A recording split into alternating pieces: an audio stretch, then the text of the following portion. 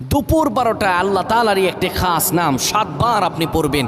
পড়ে আল্লাহ তাআলার কাছে দোয়া করবেন। আপনার যত প্রয়োজন আছে, যত মনের আশা আকাঙ্ক্ষা আছে, আল্লাহ সকল কিছু কবুল করে নেবেন। যখন দুপুর 12টা বেজে যায় দোয়া কবুলের সময়, তখন আপনি সকল কাজগুলো তখন বন্ধ করে একটু যায় নামাজ বিছিয়ে পবিত্র হয়ে ঘরের একটা কোনায় কিংবা আশপাশে যদি মসজিদ থাকে মসজিদে চলে যান, ক্যাবলামুখী হয়ে বসে পড়েন। ক্যাবলামুখী হয়ে বসে সুন্দরভাবে প্রথমে 10 বার দুরূদ শরীফ পড়েন, 3 বার সূরা ইখলাস পড়েন, 2 বার সূরাতুল ফালাক, 1 বার সূরা নাস পড়েন।